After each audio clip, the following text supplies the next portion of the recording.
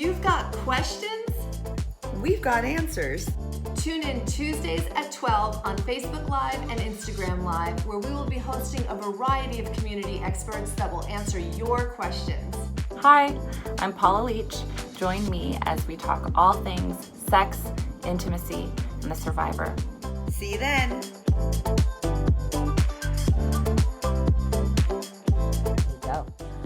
Hi everyone, it's Jillian and Michelle, and welcome to Tip Tuesday. We hope all of you had an amazing Christmas and have lots of positive intentions for the new year. I know we always have those, right? And today we have a great treat for you to finish out this year with. And it is a subject that is a big one. It's a big one in the survivor community, and it is about sex and the survivor. So we think this is such an important topic to really get into. So we have brought in an expert. We have Paula Leech. Paula is a sex therapist who helps individuals create a greater sense of intimacy and a thriving, evolving connection to yourself, which is so important, and others. So we are really excited because this is such an important conversation in the fighter thriver community to have. So as always, please jump in and ask questions. So Paula, thank you so much for being here. Oh my goodness, thank you so much for having me. I'm so excited. Yeah, well, we're excited to have you. We got a lot of questions, girl, and we hope everybody jumps in. I'm ready. Okay, with their questions. But as always, I have to ask Michelle. Michelle, do we have any housekeeping to do before we dig in? Absolutely, Jill. From the command center, I wanted to share with everyone our website, which is also a wealth of knowledge and pretty much our beautiful self body of work. And we've started a section called Resources and Conversations. And if you click there, you'll see Paula's page, dedicated page, where you can contact her website directly, get a little message from Paula, and then also, which is super spectacular, is a link to her virtual group therapy. And Paula has so generously created Beautiful Sex. And she's going to tell us more about that, but you can find out some more information on our website and or the direct link to her website. So thank you, Paula. And please, please tell us more about Beautiful Sex. All right. Well, I'm very excited about this group. So the intention with you all in mind is for it to be kind of just a sharing experience where we can be really honest and open about our struggles, our triumphs, the things that we've learned in our relationship to our sexuality now as survivors. Talking about and kind of co-navigating the challenges that come along with the kinds of changes that have happened internally and externally, and how that is having an impact on our desire, because our desire can be really touchy, our sexual functioning, how our body is responding, and our sexual self-concept, because that's evolving and shifting and in powerful ways all the time. So that's kind of I love that because, I know there's so many support groups, but this is such a targeted support group for a subject that I think people can get very uncomfortable with unless they're talking with their own. So, you know what? Thank you for creating that. I know we were going to give more information on that. Michelle, you said it is on our website, and yes, and is Paula, it's on your website.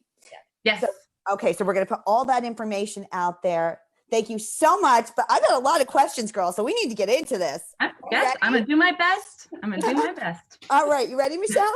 I am so ready to hear this knowledge. All right. Let's ask Paula. All right, Paula, here we go. You ready? I actually fielded some questions in advance, and I picked the ones that I felt were recurring themes for everyone. So first I want to ask you is, returning to our sexuality as fighters and survivors in a very different body and a very different mind, there's a lot of challenges that come with that. So what are some steps that we can take to rediscover and get back in touch with ourselves as we are today, not how we were before cancer? Like, are there any physical, mental exercises we can do, or how would we do this?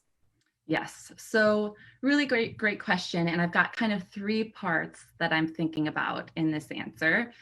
The first piece you likely have heard before, which is meditation and mindfulness.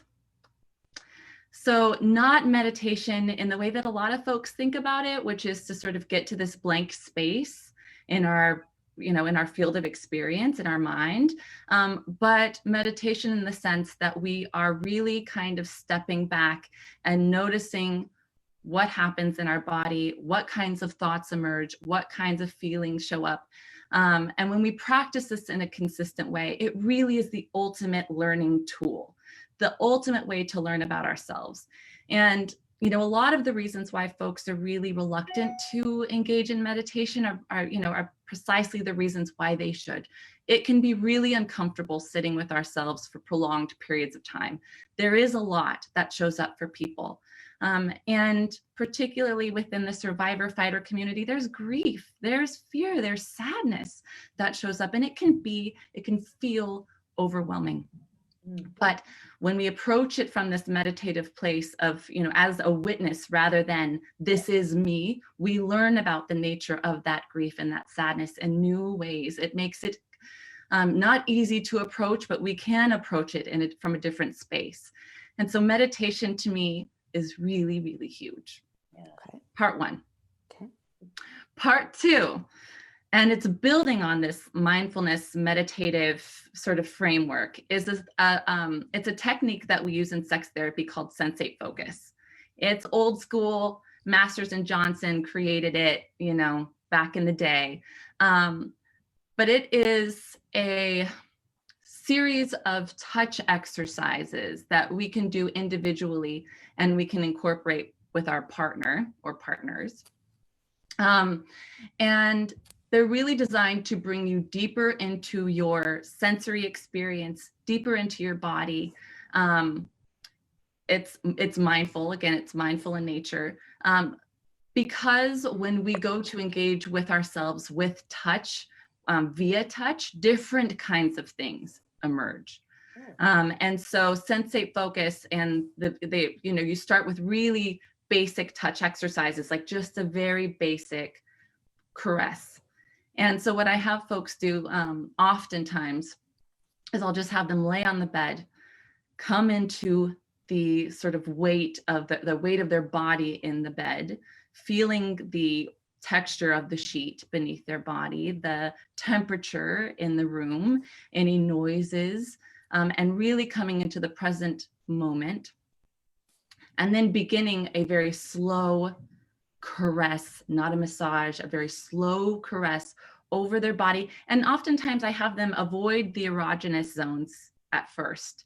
And we're just tuning into what shows up, what emerges when we are just present with sensation in our body. Because as we know, our bodies hold a lot for us.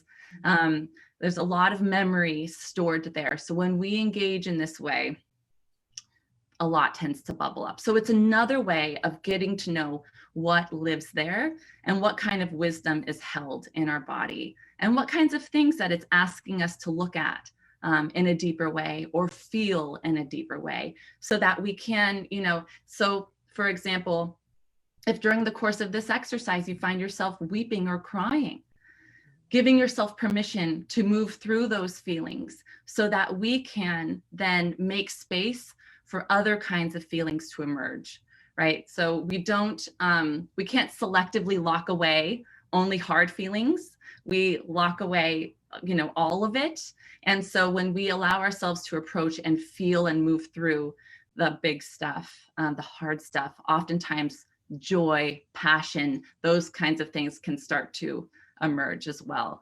So Sense8 Focus. Can I ask you a question? I just want to ask you a quick question. Yeah. Sorry to interrupt you. And maybe, I'm sorry, you could have specified this in the beginning, but I was being blinded by the sun. So I had to get up and shut the drape because I was like, oh, what a beautiful place to sit. I was like, I can't see anything. Okay. So that is such a great exercise. I didn't want to miss. Is that something you recommend doing on your own or doing with a partner or both? So I like to have folks start with that on their own, because it can feel, you can feel really vulnerable. You can feel really vulnerable in the presence of yourself doing this exercise. It can feel really unpredictable. And oftentimes I prescribe this and folks come back to me and say, I giggled the whole way through, or I felt, suddenly really agitated. And that's really important information for me, because that's often a defense, right? It's keeping us from something. And so I ask folks to stay there and bring more curiosity to it than the second time around. And so often I'll have people do it on their own at first. It also gives them a sense of control in approaching this kind of experience for the first time.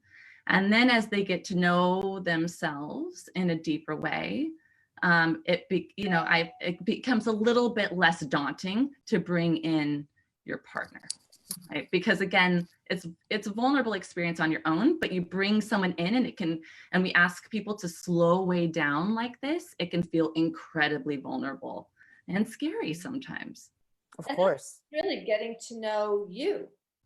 It's really getting to know you. And with sex therapy, this initial exercise is designed to help us move the overwhelming influence of anxiety out.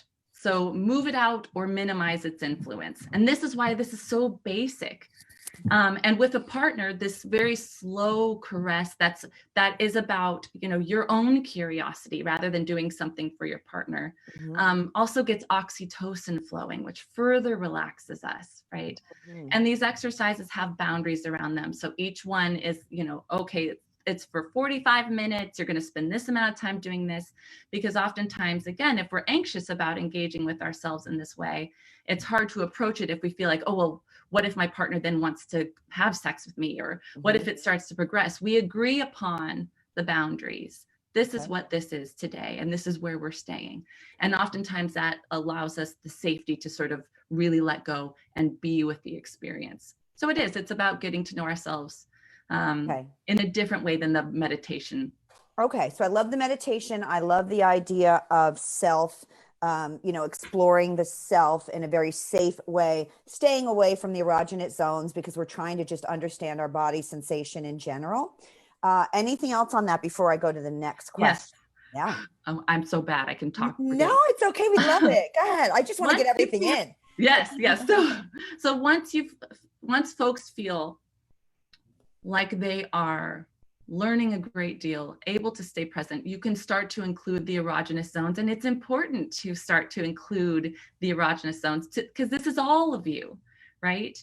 And so you can progress to that, or folks can progress to that and see how that feels and take note of what's different about that experience versus when we have left that part out. And I always ask folks to sort of treat, breast is to shoulder, vulva is to neck, every part sort of similarly, but noticing how that shifts. Last thing is movement, dance, move, because again, this gives us even more information. This helps us literally move stuck emotion out of the body. And we can feel really silly about that and self-conscious, but over time, a lot of folks are really surprised at the kind of freedom and space it creates. Oh, I love that. Yeah, I love that. Okay, those are great 4 things to do. All right. So then next question is, if our bodies don't respond to sexual activity the way they used to, because, as survivors, we take so many meds and you've had so many lady parts removed, and there's this suppression of everything that makes you feel, physically sexual. So that can be very frustrating, and frustration makes it worse. Yeah. So how can we work through the frustrations of I'm not responding the way I want to respond? This is another really good question, and it's a hard one, because the answer isn't an easy one. For me, the answer, a big part of moving towards this learning space and understanding how our sexuality operates now means actively acknowledging the losses, actively acknowledging and feeling the things that are different so that we don't try to fit an old engine into a new car, right? Like, this is different. This feels different. Oof, I don't like that. I'm not feeling this the way that I used to. Ouch, that hurts. Really actively acknowledging these differences so that then we can move ourselves again from this mindfulness place to more of a beginner's mind around things. You have completely transformed. You have fundamentally changed as a person, exercising a ton of compassion and patience around that, almost as if working with a child with yourself. I love that answer. Go to beginners. Go to beginner's mind, completely anew, and exploring myself in different, and this is again what Sense8 Focus is great for, these exercises that build on themselves, is that we really do learn in really subtle and nuanced ways how our body and how our sexuality operates and what potential lives there now, versus trying to sort of resist the fact, like, oh, I have to make this work. This is what I used to do, and coming up against all that tension. And again, anxiety and stress, which are the ultimate desire, sexual functioning killers. Killers. Right? It's funny. It makes me think it's like being a little kid and you're like, yeah, man, I could do, or a young person. You're like, I'm going to do 7 cartwheels and a backflip and a split. And then I'm going to head into this and head into that. And ooh, it's going to be so good. Yep. And then you get older anyway. And you're like, okay, I'm lucky if I get half a cartwheel because I'm going to pop a hip. So it's that kind of thing.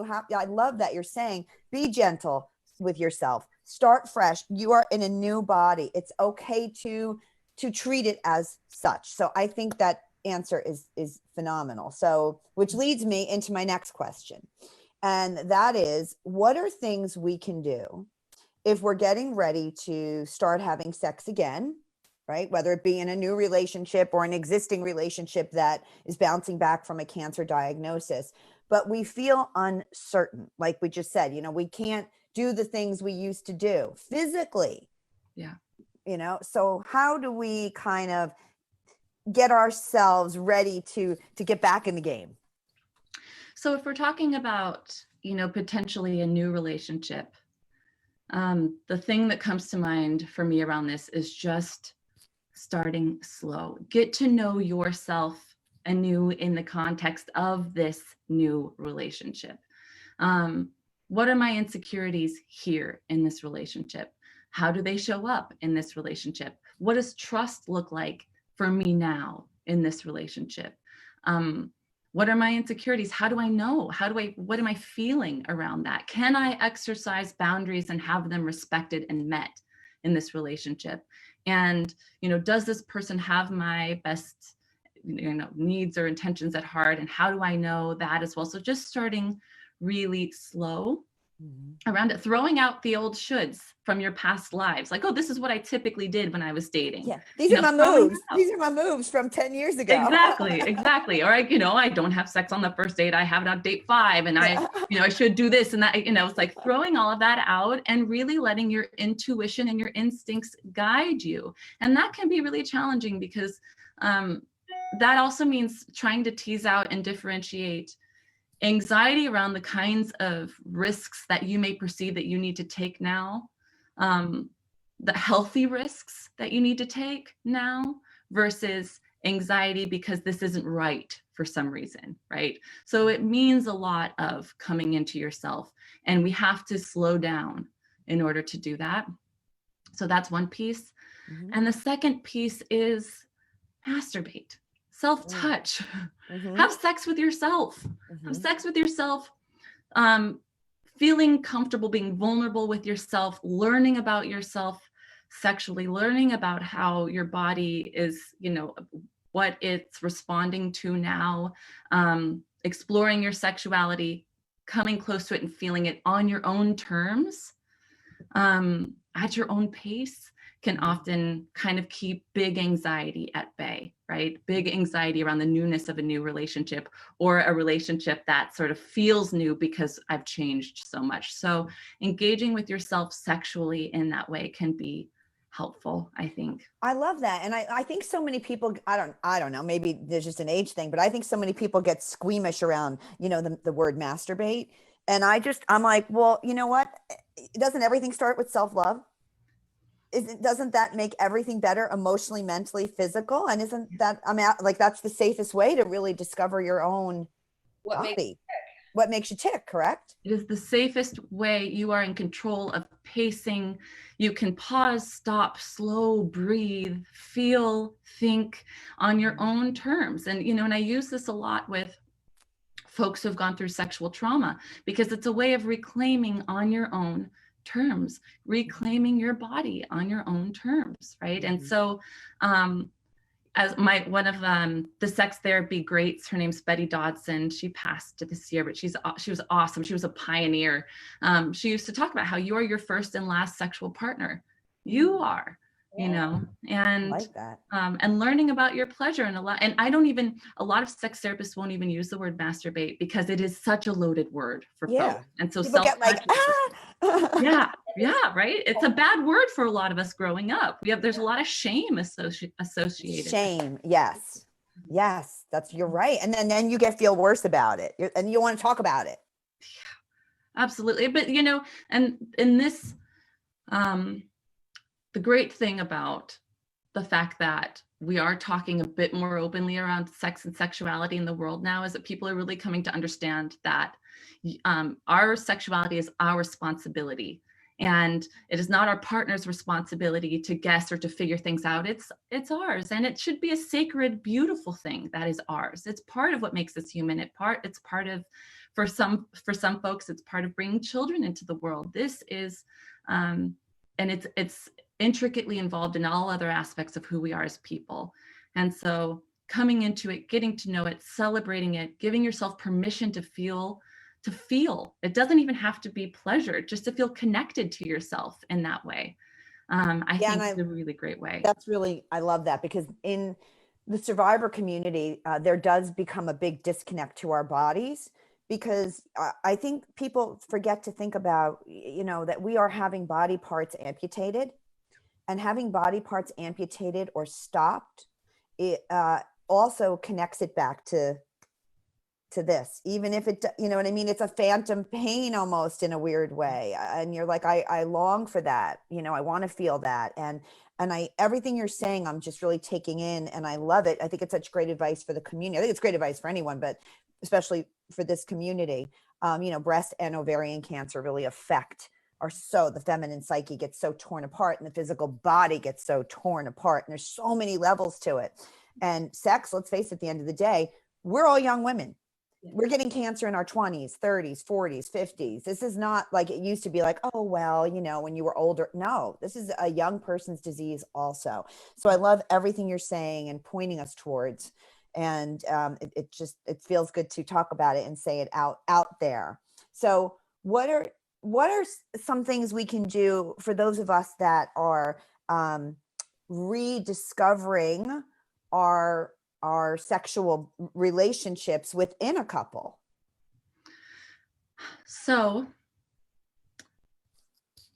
as we've sort of been talking about through this whole conversation, it's like date again, date again, re-engage in this relationship anew, but with the wisdom that adulthood brings. What's the number one piece of advice that we find on like every self-help book for couples and relationships? Communicate, talk about what sounds interesting to you, what sounds scary, what you'd like to explore, what feels off limits. Talk about your desires, your fears, plan your time. So a lot of times, as sex therapists, with the folks that we work with, especially couples, we ask them to schedule time, because if we rely on it to just show up, it just won't, right? It just won't for a lot of us, because again, we're anxious about it. It might be painful, whatever it may be, it just won't show up on its own. There's a level of avoidance that creeps in there. So scheduling that time and then showing up, and that shows your partner, it shows yourself, this is a priority in my life and in my relationship. So communicating, again, taking things really slow. Another way is taking what is the sort of end goal, which I hate that, like performance idea, off the table. And for a lot of folks, that's penetration. So let's take it off the table a couple of times or for a little while, and let's see what else exists in our sexual buffet together. Oh, I Or love let's add that. some things to it, right? Word. Yeah, sexual buffet. I love that. Right? Because We I want to want expand to it. just add in, because some people are commenting in the chat and they're really appreciating, that this, Jill said, like this, validating the feeling of disassociation from ourselves. And that is so true. And you're right, because for the survivor, especially in these certain cancer areas, you have to remember the body's been so damn changed that penetration, you're like, that's like a big topic of, because it's painful. Yeah, the body's absolutely. not working the way it used to. We all have different issues. We all come from different aspects of the sexual arena. But I love that you said life is a sexual buffet. It doesn't have to mean this, and this. I mean, I think a lot of us have memories of really, really hot makeout sessions from high school. Where did those go?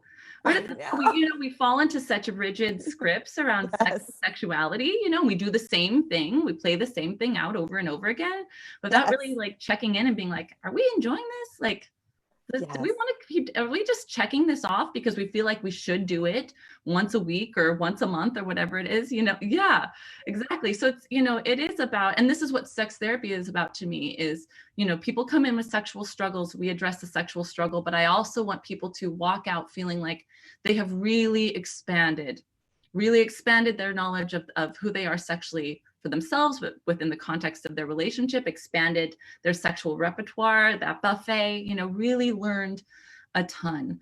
And so we take some things off the table, experiment and play around.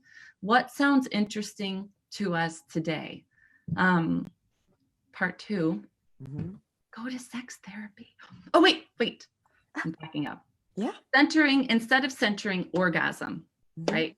Because orgasm is a tricky thing for the survivor fighter community. It's a tricky thing for a lot of women, as we sort of like deal with life, having children, getting older, centering connection, right? Centering closeness. And if we're there, centering pleasure, right? Did I feel like in this experience, I got to be closer to my partner?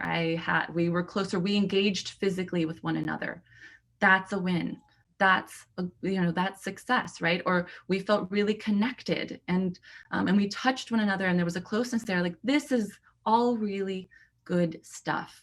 And it makes it easier over time to continue to approach these kinds of experiences and learn more and make room for potentially pleasure to start to surface or resurface, because that's that sense that you're talking about of being sort of dissociated or disconnected. It takes a lot of time for the body to understand, in your mind, your heart to understand that this is a safe place for me to come back into.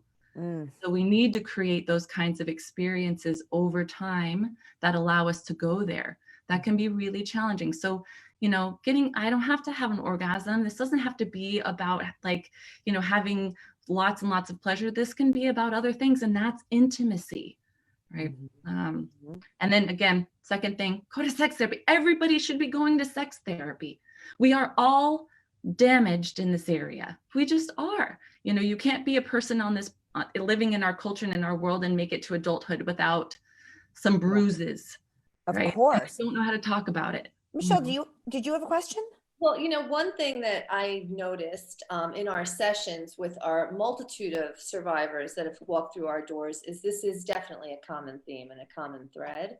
And the fact that you're doing this group therapy for our community is such a gift. And I wanted to definitely circle back on sharing the screen with everyone out there to look onto this page, because Paula has created on her group, on her site, the beautiful sex, and then how to schedule and choose when 15 of you can be a part of group therapy. Yeah, let's actually to wrap up. I think that's phenomenal. Yeah. Paula, before we wrap up, would you walk us through how someone can get into this group and how safe it is and how it's a trust tree and it's all good. No one knows about it. Yeah. Nobody's ever done it before.